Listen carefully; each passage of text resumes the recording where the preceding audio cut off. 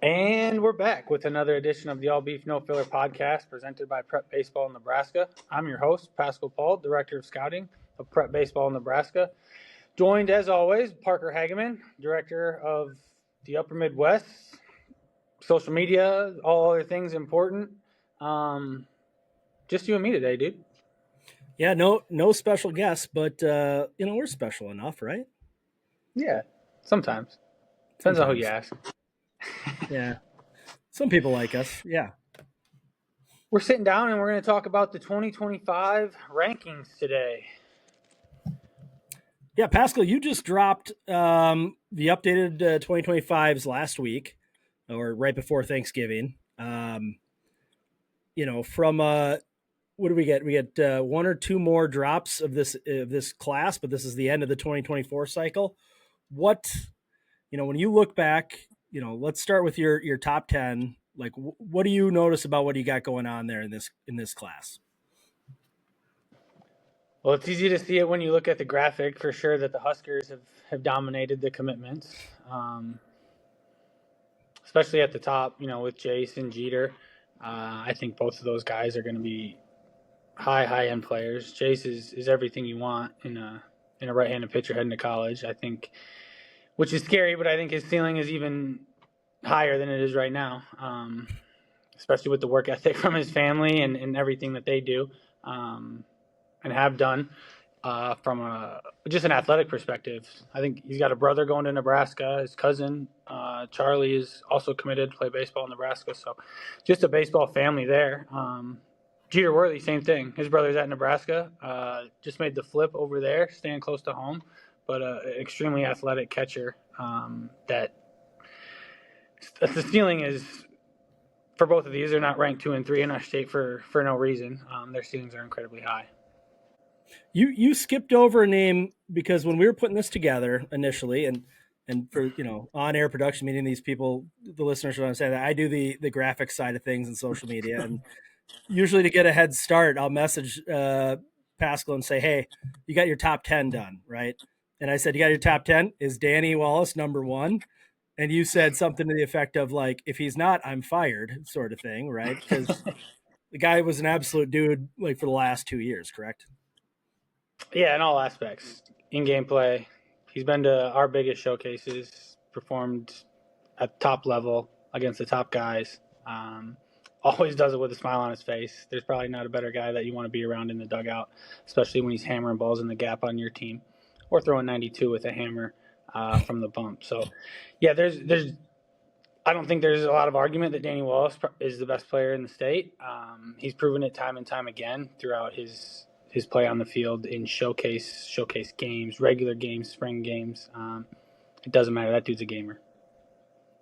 Brady Ferguson was an arm. He's number 4, Iowa, so surprisingly not going to Nebraska. Just one of those guys that didn't want to stay around. But we saw him a couple times in the fall, and you probably saw him a lot in the spring. Where does he land with you?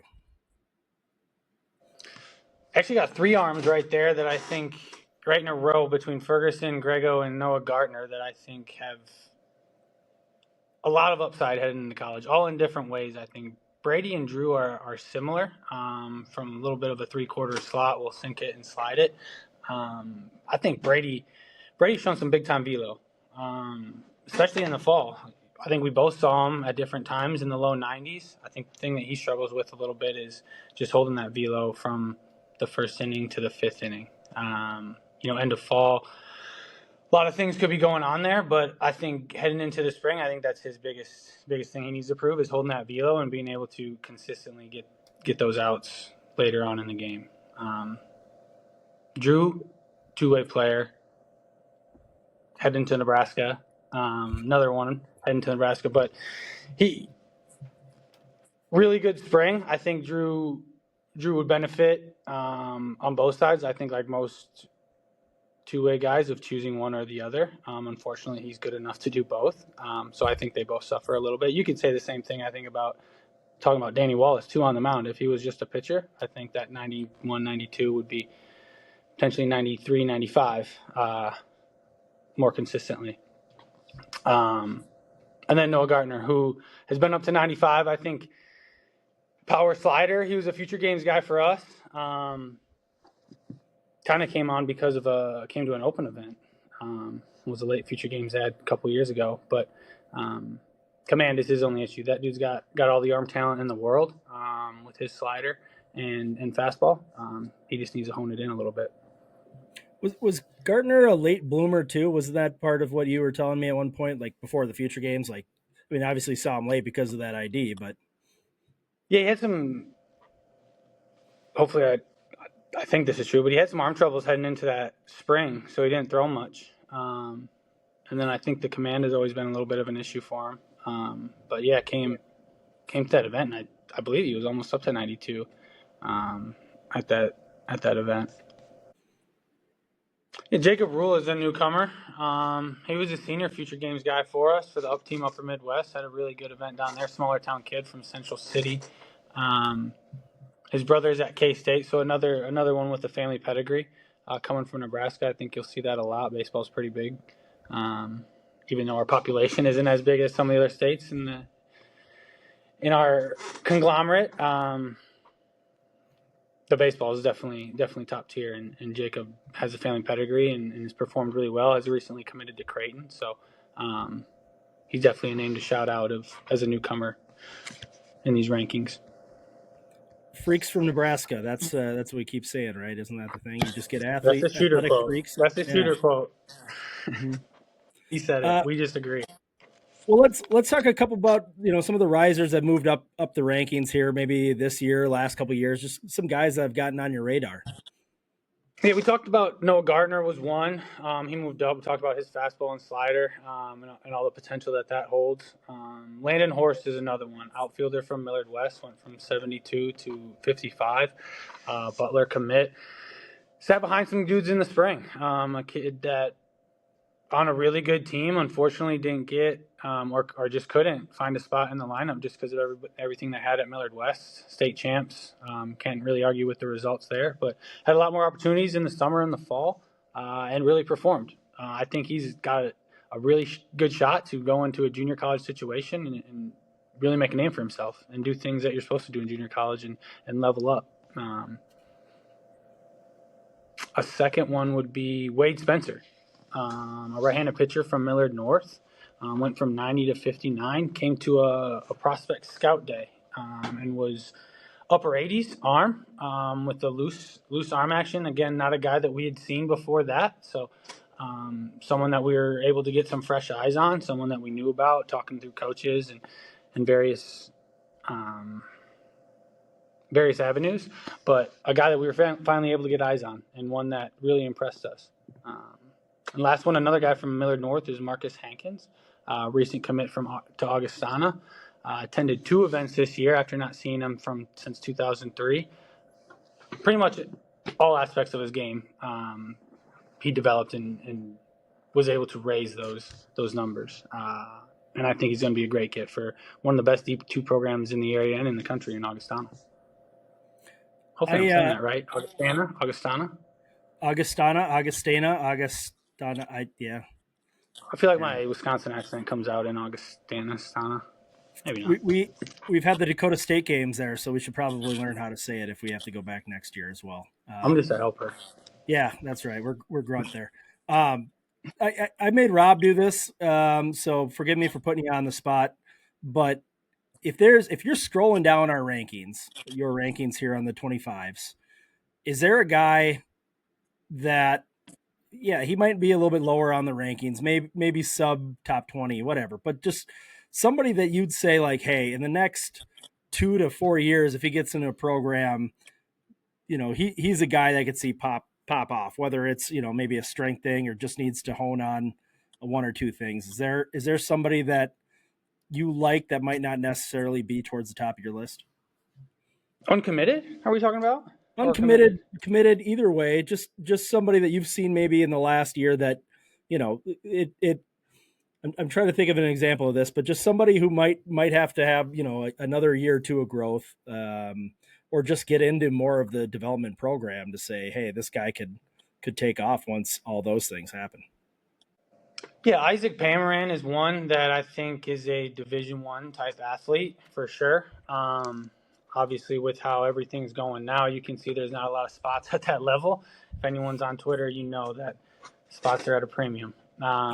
But he's one that is at that level. I think a junior college or somebody's going to get a really, really good athlete, really good football player, slot, makes a lot of plays on the gridiron. I think he's got just a lot of high-end traits that translate well to the baseball field. Another one would be recent decommit from Creighton would be Eamon O'Gorman, was a future games guy for us. Physical left-handed hitter.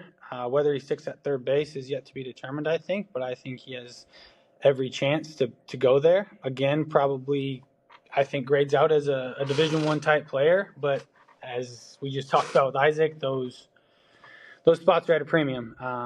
So some junior college, I think, is going to get a really, really good get if that's the route that he chooses to go. Further down the list, a kid that started virtually almost every game for one of the best teams in the state in Lincoln East is Tanner Peterson. Not as well known. I think he can play second or third base, even potentially athletic enough to go and play some outfield. But he's a guy that I think schools, junior college and Division II, should definitely need to go check out. That if they haven't, they need to. Just an all-around good baseball player from a winning program. Does things the right way. Good clubhouse guy. We already talked about Dylan. The last one is Houston, who's another football player. I believe he's getting recruited football into, I don't know what level, but I believe I've seen it on Twitter. Just scrolling the feed. But comes from one of the best football programs in the state in Bennington. A little bit of a raw right-handed pitcher. Haven't seen him since last season's preseason All-State. What was upper eights then. A little bit, like I said, has some raw tendencies, but definitely a blank slate that, if you're a pitching coach and you trust what you do and how you develop, he's somebody that I think has incredible gains to make. I remember Houston. I think I was working the mound on the TrackMan, and if I'm looking right now at his profile, it was both his breaking balls were over 2,600 for spin. So yeah, if you're a program that can harness things like that, that seems like a pretty good win for you. And he might be a football guy. I don't know what his intentions are at the next level, but he definitely has. He's got upside on the baseball field. So if you're not poking around and figuring out what his decisions are, you definitely should be. The only other name I want to highlight is a newcomer, Zane Stark. Also recently committed, but he came to a couple tournaments over in Des Moines that you and me were both at. Was up to 84, had a good slider, arm really worked. Just another reason why to get into some of these tournaments or events. It's not just about your showcase numbers or what you do in the game. It's a combination of all of it, putting together your potential, what you do in the game, showcase numbers, statistics,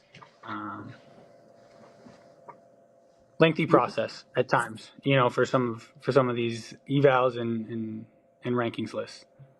So you don't say that we could drill this down into one number and then rank them based on one number, right? We're not creating that would be easy. A baseball war or anything like that. I won't have a job if it's that easy. Yeah, let's keep it a little more challenging. But you're right. I mean, like Zane Stark, I think we both saw him throw in the fall, and like he was interesting enough where he's landing pitches for strikes, and he had a frame from the left side that you're like, yeah, okay, I could see this. But again, like if you're a player that if he just had his raw numbers, like went to one event or an ID or something like that, yeah, he might not stand out, right? But if you have what you have for numbers, like you show up and you have some spin and you have some feel, and then you get seen out in the tournament cycle or out in the spring season when you're out, like that kind of melds the whole picture together for you, right? Yeah, I mean, you're really just trying to figure out where these kids play the most to. It's not their ceiling. Your ceiling might be coming to a showcase and you're on the mound and you're blowing it out at 88, but I'm going to come watch you in the spring, and if you're 82, 84, well, you're not an 88-mile-an-hour pitcher, I'm going to come see you multiple times. Where are you consistently the most? That's where I try to grade you at. It's not your ceiling and it's not your floor. You're going to have bad days. We've all played baseball, you know. I mean, I didn't play my best game every time on the mound, but I didn't play my worst either. So you try and get the most information that you can, whether it's showcase data from multiple events. You know, are you coming to multiple events? Are you 88 one event, 86, 89? Am I seeing you in game? Where are you in game? You know, tournaments are a whole different ball game at times because you're not necessarily concentrated on winning depending on the tournament, you know, like you are in the spring. So it all molds into, you know, one overall consistency. Where are you at the most, in my opinion? Well, here's a question for you. You're obviously, you know, former D1 college player. You coached in it. You're prep baseball Nebraska state director. You're talking to a guy who's down your list somewhere, is uncommitted. He's going into his senior year. What sort of advice would you give to a player like that right now? Like, hey, you're heading into the off season, or it's starting to be off season. You know, what's the path forward? Self-promotion. If you're looking for anybody else to do the work for you, I think you're looking at the wrong spot. It's your career. Nobody's going to care more than you do. So if your questions aren't directed to what can I do more to get in front of coaches, you know, what do I need to do more? It might not even be showcases. Do I need, at this point, it might not be yours. If you're a senior, you know, there might not be too many showcases to go to. Are you emailing coaches? Are you realistic of, you know, where your opportunities are? Understand the recruiting landscape. We talked about it earlier. There's not as many spots at the Division I level. So if you're holding on to that hope, not saying it won't happen, not saying it can't happen, but there are a lot of fewer options. And there's a lot of Division II programs, NAIA programs, and JUCO programs have been doing it for years that are developing guys and allowing them to move on. So I know people say it and it's beating a dead horse, but the best opportunity possible. Find it. Don't lose it. If you have one, hold on to it. Because all these kids with these fancy posts now just look in a year and see if everyone's at the same school that they're at their fancy posts now. Because there's going to be a lot of changes, right, wrong, or indifferent. It's just the landscape that we live in, and you got to find a way to take advantage of it and not let it take advantage of you. I think that's a good, concise way to put it. And I know, like, you go back to our previous shows when we talked to some of these college coaches around Nebraska and from various levels, right? There's opportunities abound. If you just realize, hey, I just want to get into a program, a JUCO or whatever, NAIA, like, I'm going to get in there, I'm going to work, and you're not static anymore. You're not stuck in a spot. If you develop and get better, you can move between levels, right? Another school will find you. I mean, it might not happen if you don't put the work in, but at least if you go out there and you find a place to do work, you can move on. You can move up. Yeah. And I mean, now more than ever, kids got to not be complacent. You might be going to a junior college, but you better be ready. You know, or you going to D2, you better be ready. You see all these kids these freshmen that are leaving these Division Ones, they're going somewhere. You know, there's going to be competition, abundance everywhere. But opportunities are great if you take advantage of them.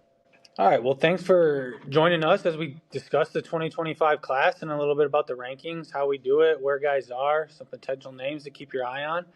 Join us in the next couple of weeks as we discuss the further classes, 26s, 27s, and 28s. But thanks for joining us on the All Beef No Filler podcast. Tune in next week.